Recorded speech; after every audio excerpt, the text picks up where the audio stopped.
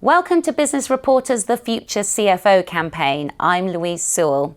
The CFO has a pivotal role to play in maximising cost reductions from procurement.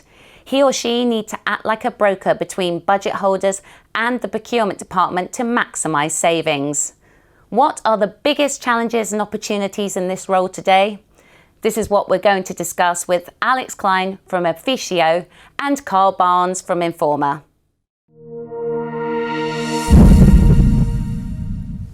Good morning, gentlemen. Morning.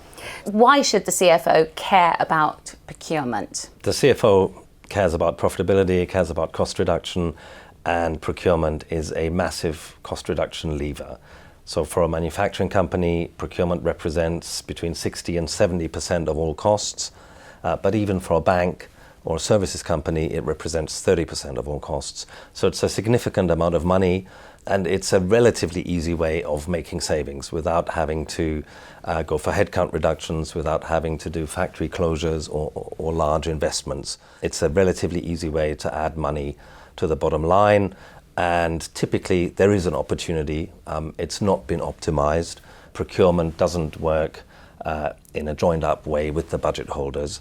And that's where I think the CFO can really come in and help. And just explain what the CFO's role would be. Well, the CFO really can act as a broker between procurement on the one hand, who's trying to effect the cost reduction, and the budget holders on the other hand, who may be concerned about their operations, their operational stability, who may be defensive of the savings push. And the CFO can make sure that the two are aligned and marching in the same direction. Savings validity, surely this is a key issue for CFOs. Tangibility of the savings is absolutely paramount, actually. If you can't touch and feel the savings that you're creating through the procurement initiative, there's really not an awful lot of point in going down that road. So I think it's a really important issue and one that the CFO needs to pay a great deal of attention to. And what about budgeting and target setting? What's the plan for this? It has to be included in the budgets and the targets, just like any other cost item. And you need to be incorporating it as early as you're aware of what the savings are going to be that you're aiming for. And having everybody on the same page about what the objectives of the initiative are is a key success factor for the initiative overall. And ultimately, the savings don't help if they're not taken out of the budget. And that really is the CFO's job, is to take the money out of the budgets at the end. And there's a couple of ways of doing that. Yeah, give me an example. Well, one way is to come in at the end and say, well, thank you very much, dear budget holder, thank you very much, procurement, for making this big effort. We'll now take away the money. Or probably the smarter way of doing it is to set a budget challenge up front, and for the CFO to do that, and then allowing procurement to come in and be the good guy and help the budget holders to step up to that budget challenge. And that's probably the smarter way of doing it. And it's, again, the CFO acting as that broker between the various functions. How can the CFO really guide that and channel that? It's a big issue because for most CFOs, the only interaction they have with procurement is at the end of the year when they have a very uncomfortable discussion about P&L, is this? P&L, where's the money you promised me? How come it didn't hit my bottom line? But I guess I would say, rather than come in at the end of the year and ask that awkward question when it's too late, the CFO should be proactive. So you're budgeting, you're targeting. And you're working with procurement throughout the journey as the numbers develop. And how far ahead is that planned in? It doesn't need to look necessarily that far ahead. I think the disconnect, the reason savings don't materialize, is often that the data points that fed into the savings business case were wrong in the first instance. And that's where the CFO can help to make sure that the data, as you go through the procurement process, gets validated, gets signed off, and everybody's comfortable with it at different points along the process rather than just at the very end. If you don't kind of engage early into the process as a CFO and you don't create that kind of baseline of spending, you've almost lost the battle there. Does it run away with you then? It comes back to actually sort of the way that you put procurement into the company in the first place, because if you make a kind of grand proclamation that says you guys are bad at buying, we have now a procurement team that are good at buying. They're going to We're gonna do really it for you. enjoy that, aren't they? They're going to really enjoy that.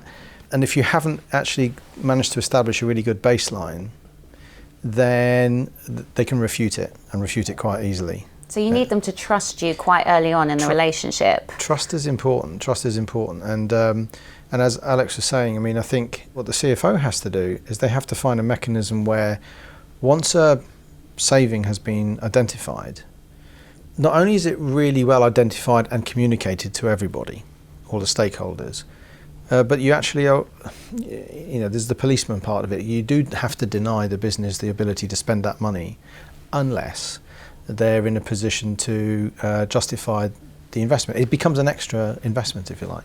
One of the, I guess, mistakes I think I made in our procurement project was we termed these savings procurement savings, and we had a procurement team.